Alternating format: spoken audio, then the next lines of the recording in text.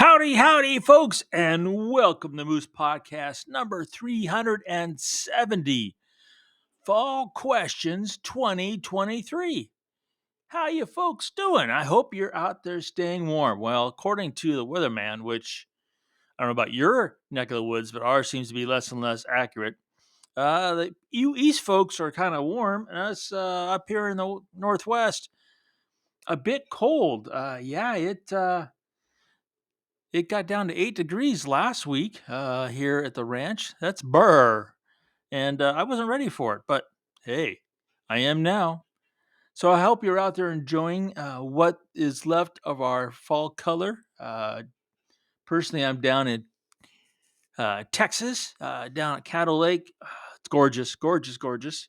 And having a marvelous time just floating about. This episode of the Moose Podcast is being recorded again on the Adobe Podcast Beta program. The transcript is located on the podcast blog page on the website. That's moosepeterson.com for you newbies. And I say that because I want to thank there's been an influx of new listeners. And as things go, some of the old timers have moved on to other things. Some of you, though, are still stuck around, and I'm grateful. I know that because of the questions that have been coming in, especially in this last week. So I want to say hello to you new folks and say thank you for you old folks for sponsoring and or supporting the Moose Podcast. Speaking of which, my good friends at Bedford Camera, bedfords.com, are the main sponsor for the Moose Podcast. And those folks, uh, my relationship with them goes way deeper than just the Moose Podcast. It's the home of the Moose discount. When you check out, you're going to see a 5% return on your order. It's pretty amazing. Free shipping. It's besides the money, you have this incredible, valuable, deep uh, database of knowledge these folks have for all cameras, all brands, all lenses, all accessories at all their stores. You have this huge inventory, amazing service. Uh, Bless them for getting my Z600F4 TC to me. That was just that's another. Now I'm saving my pennies for my next acquisition. But Bedford's camera, they've got PhotoCon coming up here in what, a week, I guess. I'm not awake enough to do my math at the moment for some reason. Anyway, yeah, within the week, where they're going to have all these live speakers, they have all these manufacturers, they have killer deals, and you get to add on to those killer deals if you say the old Moose discount. So Bedford's camera, I mean, these guys are rocking it. Make sure you check them out and tell them thanks for sponsoring the Moose Podcast. Well, I'm going to get into this week's episode. And I have 4 questions. I think the 4 questions are going to really, well, they might kick my butt a little bit. So I picked 4 that are challenging. I'm going to start off with one which, boy, it's a common one. Now, these questions come from you folks, and especially this last week, you guys have been really pouring in questions. So this first one is from Dan. And he simply says, white balance is kicking my butt. Help. With more exclamation points than I could count. So, Dan, help. Okay, so where do I start? Because it's a little bit hard to start doing something on white balance, which is very visual on a podcast, but we are going to do it anyway. So, we're going to start off with the first and most basic part.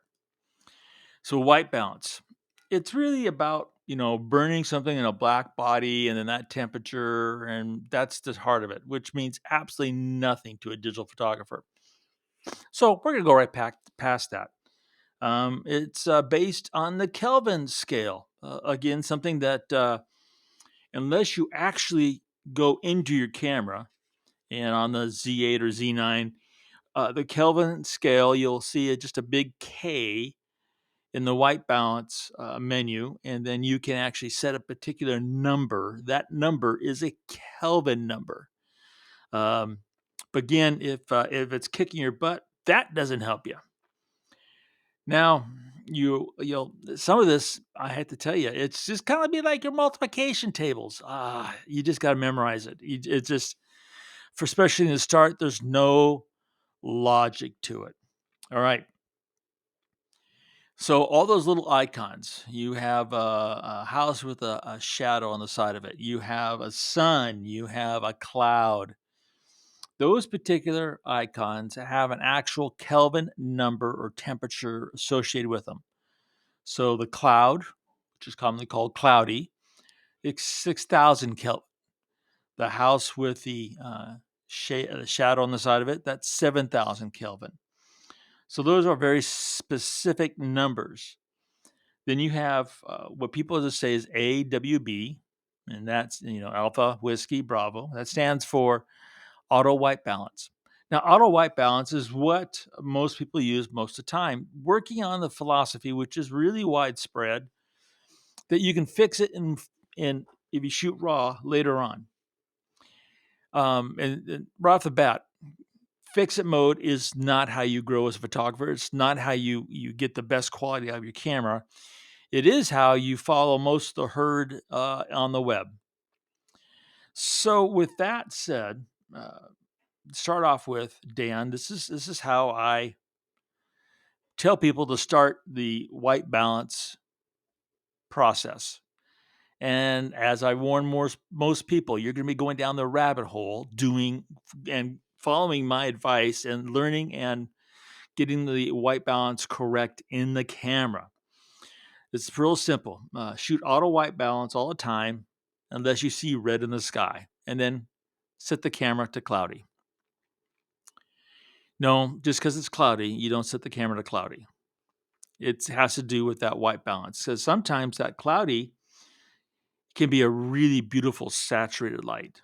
Sometimes that cloudy can be a real nasty gray, like we had last week in Montana, gray. I mean, it was like the sun never came up till 9 a.m., really gray. Okay. And there's rain clouds, snow clouds, and each one of them, just because you see clouds doesn't mean 6,000 Kelvin is going to be the answer. But this general starting point is just to get you thinking about the light that's falling on the scene and how you want to tell that story.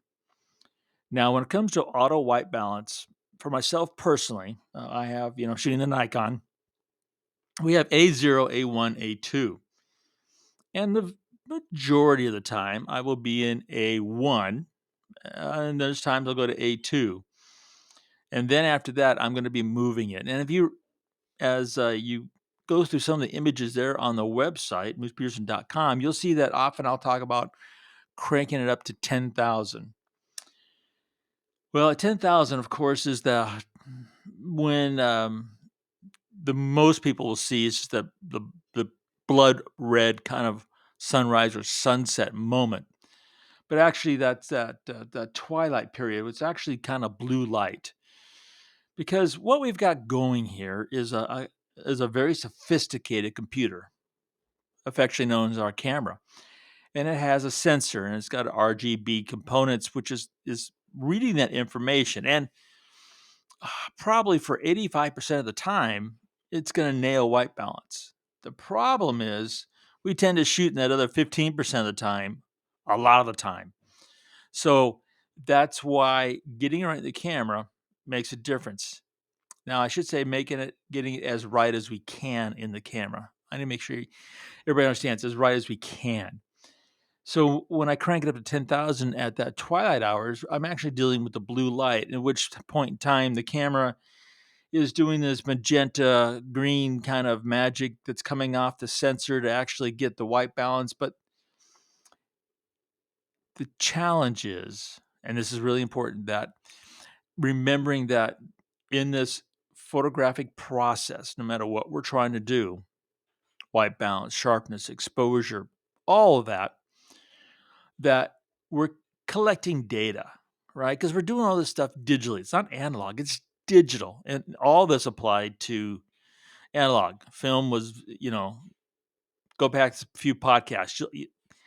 Getting white balance in film was even more of a pain. But the collection of that data, it's our camera that has the ability to collect the most data because it's seeing the scene. The computer can only work with what data the camera captured. And the cameras only capture as much data as we, the data collectors, also known as photographers, put into that camera. And white balance is an important part of that overall formula that says this is my experience I want to share with you. And you'll find that you'll actually will collect and capture more highlight and shadow detail. Yes, more highlight and shadow detail when you get the white balance correct in the camera, as close as you can, than just shooting auto white balance all the time and fixing it in post. So, Dan, like I said, it is a rabbit hole, and that's a start. So please feel free to keep emailing as you dive more into white balance. I'll be glad to help as much as I can. All right. So Jason, he asks, uh, well, he states, he goes, I've seen your Z400-45 video and your F mount 505.6 video, and Nikon has now the Z600 6.3. I shoot with the Z7 II and a Z8. Which telephoto lens should I buy? Well, Jason, that's a great question, and you are not alone. I had basically 17 people, counting on my hash marks here, 17 people who asked the same basic question. And it's a great question. It's incredibly valid. Now, start off, bit. I have not seen or shot with the Z600 6.3. And the same is true for the 180 to 600 Z lens. I've not seen that or shot with that either. There's actually a whole lot of options. And Canon last week uh, came out with their um, 200 to 800 zoom. So there's a ton of options. Start off with first is going to just repeat what my brother taught me, which has always worked. Buy the best you can afford. That's the first I'd start with. Next, looking at just the three lenses, Jason, that you mentioned, they are all three have different price points, different minimum focusing distances, which is what I always put as Michael Foxtrot Delta, and they all have different maximum apertures. So in this process, the Z400-45 is going to be the smallest and lightest of the three, which if you have not great hand-holding technique, if you're getting older, you need to balance out that rig. If you're walking a great distance, that could be the most attractive of those three. If you're looking at price, the F-mount 500-5.6, I did a quick eBay look, and their price is 25% of what they were new. I saw a couple, I don't know what shape they were, for $700. So, and it's a great lens. I mean, it's a great lens. And if you put it on a Z body, of course, you just need the F to Z adapter, and away you go. Which I have done a couple of years back, photographing snail kites, and it worked beautifully. So that's an option. Now, the Z600 6.3, you have 200 millimeters greater length and a little bit closer focusing distance than the Z400-45, but you're going to be paying twice as much for that lens. So, Jason, if you're hoping I was going to say buy this one lens, I without knowing you, your abilities, and most importantly, your way of telling stories, I can't just say, "Boom, buy this particular lens." And you're right. The person you mentioned, I know that person, and I said, and since I know that person, I know how they go out shooting. I could, give them my 2 cents worth of advice of what lens to buy. I regret, Jason, it's not it doesn't hold true for, our relationship. So, those 3 lenses you mentioned are all top shelf lenses. You just have to go through and figure out which works for you best for your storytelling. I will give you the same advice I give everybody that I follow myself: rent before you buy. Rent before you buy. I mean, it just saves you all there's nothing worse than buying a lens that you just don't like. I know somebody who just bought a telephoto lens, and they took it to their first air show, and they were miserable. It's a whole lot more lens than they could deal with. And it was just it didn't work for them. So now they have, even though it's brand new, they have a paperweight because as soon as the buying says, "I don't like it," no matter what it is, camera gear, whatever, we tend not to want to use it. So rent before you buy. All right, I got another question from Greg, who says, "I just bought the Z428 TC lens. Should I sell my 800Z 6.3 lens?" Well, this is probably the easiest question I had, but I wanted to put it out there because it's just a general philosophy. Um, so, if, for example, let's just say, Greg, you had the Z400 45, the Z100 or 400, the Z400 28 TC lens. You got all 3 of those 400s. And just because we can, we'll add in there the 180 to 600 Z lens, which has 400 millimeter incorporated in its focal length. Then it might be an interesting discussion, which 400, right, you should sell because they're all the same focal lengths. But you have the Z800 which is a beautiful lens. It's a gorgeous lens. Um, and cut right to the chase. This is my own basic philosophy. Once I own it, it's paid for. It's a whole lot easier to sell it than to buy it again. And in other words, that I own it, and there's times in the past when I've sold something, and then months later, I needed it, so I had to buy it again. So now I'm paying twice for something that I already owned and paid for. So my advice is not to sell the Z800 um, and count your blessings. You have that beautiful Z400 TC. It's a killer lens. I had it for a month up in Alaska photographing the Kodiak Browns. It is a spectacular lens. All right, I'm leaving what I think is the biggest question for the last here. It's from Tom. And Tom says, I'm going to paraphrase a little bit because it's kind of a long email, Tom. Generative Fill, AI. I read that some people think it's the most evil thing to ever come along for us photographers. I read some other photographers that say that if we don't get on the Generative Fill AI bandwagon, we're going to be left in the dust and our photography will suck. Did they really say suck, Tom? Well, Tom, first of all, the web, I don't know. I mean, he's told you this. I hope you sit down. The web is not really the best place for really valid information. Just letting you know, okay? It's not. Now, with that said, we've been using generative fill for a long time. You might not have been aware of it, but it's been part of Photoshop.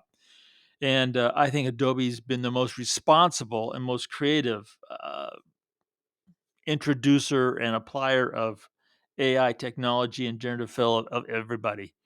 Um, it's a pleasure to work with them. And so here's the thing. I'm gonna just give you an example, and it's for you to think about. So personally, in my creative photography, yeah, Photoshop doesn't come into play. For landscape and aviation, yeah, I use it. I use it to do a lot of things. So I'm going to talk about aviation, and I'm going to talk about the basic static photograph. I'm going to go to any air show. I'm going to get the sunrise pass.